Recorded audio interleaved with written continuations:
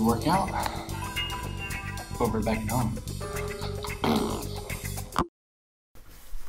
Okay, so it's actually the next day. I apologize, things got a little out of hand last night. I'm sure all of you are heartbroken. Okay, so what I did yesterday. My schedule said do a 30-minute fartlek run. It was like 5 degrees outside, and I went to an indoor track in town, and it was super nice. There was like no one around, and it was a 1/8 mile track.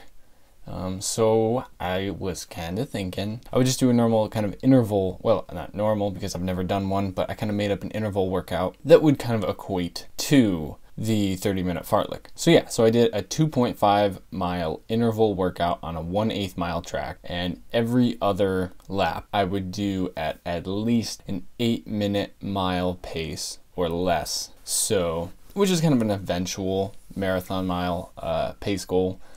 Obviously not my first. We'll see how things go from there. And yeah, so I did 26 total laps. That's including our warm-up lap, and the 26th lap was a cool-down lap. And because there was 26 laps, and that is a whole lot of information to go through. Not really a whole lot of information, just a lot of numbers. And let's be real, I can't count. So I'm gonna throw those up on the screen as soon as my coffee takes out the whole frame.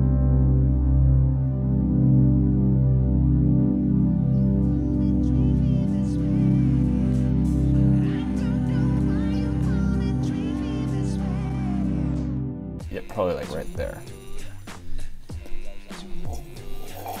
So it was 26 laps. I decided that each fast lap would be 1 minute or less. So that was the 8-minute mile pace. Although a couple of these I got down to like 47. My last one was 42, which when you're doing 1/8 mile laps, that kind of goes a long way, like that little difference. So I built this little reference table, put it right here, someplace in here. You'll see it. So the 60 seconds was the 8-minute pace, but just going down to 55, you're doing 7:20 minute pace, 50 seconds, 6:40s, 45 seconds, 6 minutes, and my fastest was a 42 second, which is actually a 5:36 minute mile pace, which is probably about the fastest single mile I've ever ran. And that was back in high school. So if by some chance I can slowly get these intervals down to probably 45s, then my actual maybe marathon pace goal could be like 7:20s or 7:30s. So far down the line. So yeah, this workout took me 32 minutes and 44 seconds total. That's including the warm-up and the cool-down. My cool-down was probably just kind of walking around the track, doing some moving dynamic stretching, because I don't know, it's not trendy to stand still and stretch no more. Nobody doing that. That sums up the workout. But there's another thing that I wanted to tell you, and I'm gonna tell you.